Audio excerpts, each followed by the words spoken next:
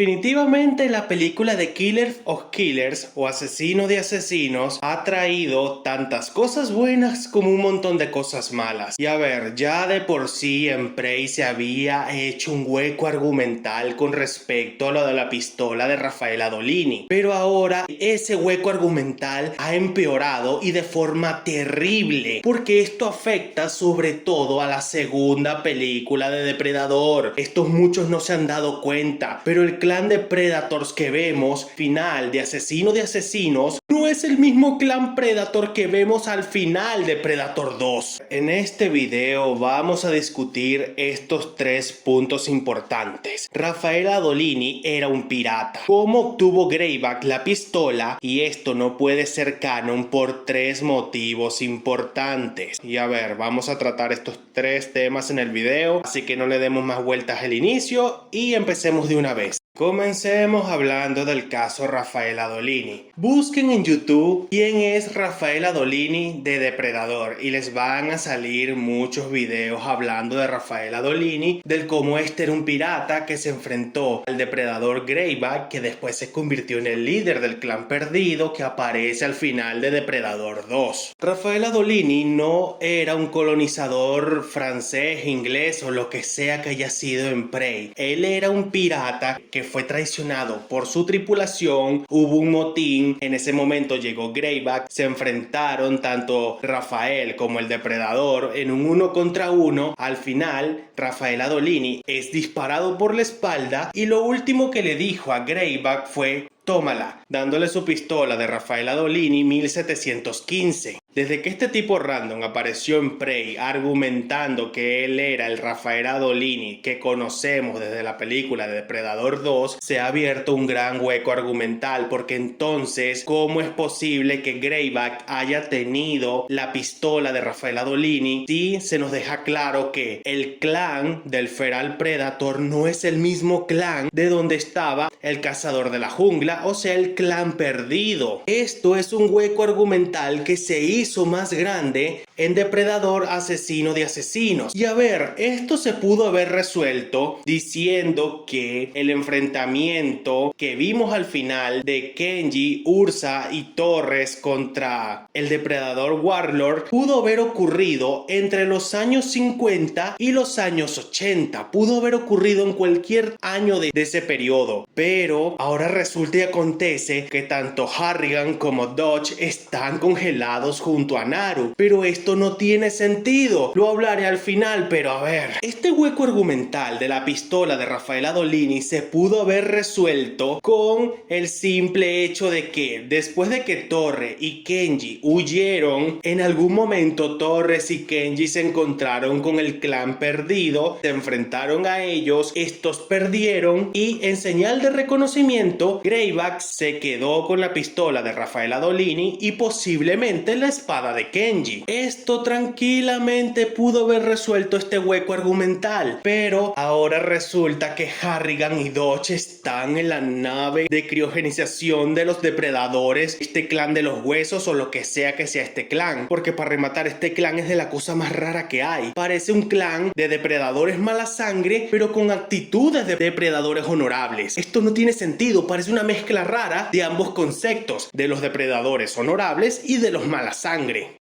Muy bien, ahora vamos a emplear un poquito más la teoría entre Torres y Greyback. Suponiendo que después de que Torres y Kenji hayan huido, en algún momento estos debieron haberse cruzado con el clan perdido. Aquí pudieron haber pasado varias cosas. Los depredadores del clan perdido pudieron haberlos reconocido como guerreros honorables que ya habían derrotado a un depredador. La otra es que los hayan cazado por ser presas dignas sin saber que eran guerreros honorables, que los guerreros honorables no se les puede tocar ni un pelo. Eso por una parte. Esos son los dos caminos viables. La primera, se encontraron con el clan perdido Torres les regaló la pistola o se le olvidó o lo que sea y estos se quedaron con el clan perdido, los regresaron a la Tierra, etcétera. Pudieron haber pasado muchas cosas. Y de paso, si el clan perdido los llevó otra vez a la Tierra, eso explicaría por qué estaban en la Tierra cuando ocurrieron los acontecimientos de Depredador 2. La otra opción es que tanto Kenji como Torres se enfrentaron a alguno de los miembros del clan perdido, mejor dicho, o al mismísimo Greyback, pero al final terminaron pereciendo. Y es posible que tanto la espada de Kenji como la pistola de Rafael Adolini se las haya quedado Greyback. Esto habría sido lo más lógico, considerando que Greyback tiene que darle la pistola a Harrigan en los 90. Y es que si hablamos de una tercera opción, bueno, no hay tercera opción, porque entonces, ¿cómo la pistola de Rafael Adolini llegó a manos de Greyback si la pistola la tenía el clan este de los huesos y no el clan perdido? En ningún momento vimos que Greyback ha aparecido todavía.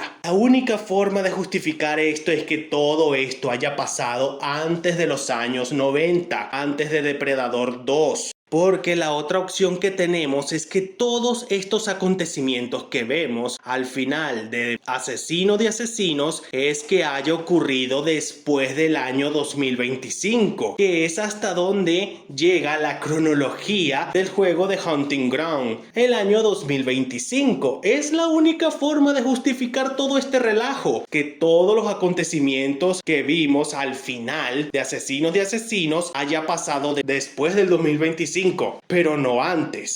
Muy bien, por último vamos a hablar de por qué esta nueva escena post créditos no puede ser canon por 3 motivos. 1. Depredadores del 2010. 2. Hunting Ground. 3. Destruye todo en retrospectiva. Empecemos por Depredadores del 2010. Esta película pareciera que dejara entender que los acontecimientos de Depredadores del 2010 no son canon, cuando son 100% canon. Todo está dentro del canon de Depredador. Y además, tenemos que ser serios. En un hipotético caso de traer en un formato de animación a todos los antiguos protagonistas, Royce e Isabel también tienen que estar presentes. Es algo lógico, porque existen muchos protagonistas interesantes tanto en los cómics como en las películas. Todos los protagonistas de las películas son buenos, excepto Quinn McKenna, pero eso es un caso especial. Y a ver, esta película de Asesinos de Asesinos comete varios errores que la película del 2018. Agrega cosas y muestra cosas que no tienen sentido en retrospectiva y echan a perder parte del lore.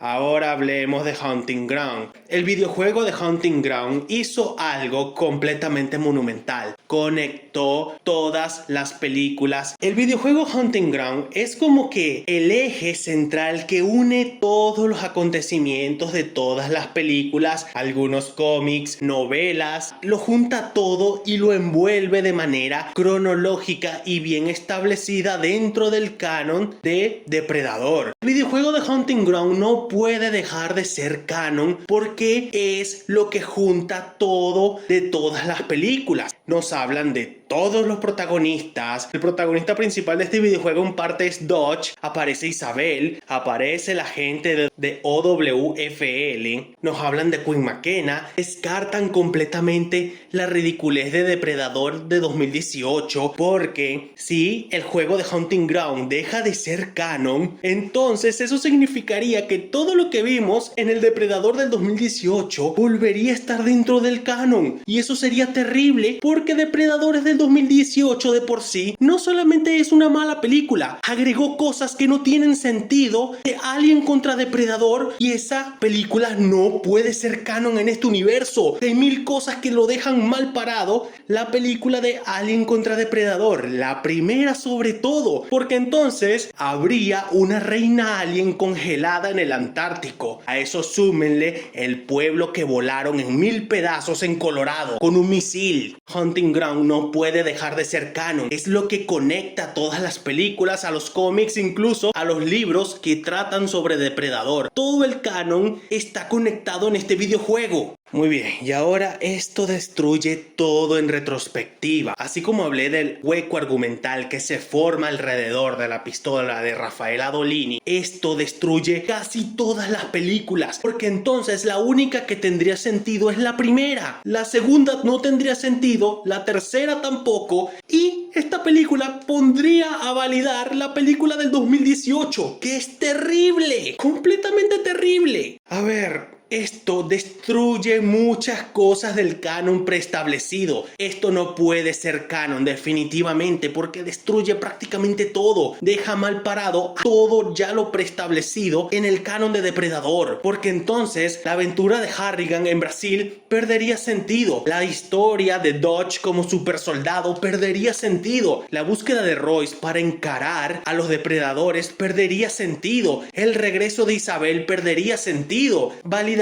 cosas vistas Depredador de 2018, canonizaría a Alien contra Depredador y esto es completamente terrible. Esto no puede ser canon. Muy bien, hasta aquí el video de hoy. Si te gustó, dale like, suscríbete, deja un comentario, recomiéndame qué clase de videos te gustaría ver y nos estaremos viendo en un próximo video.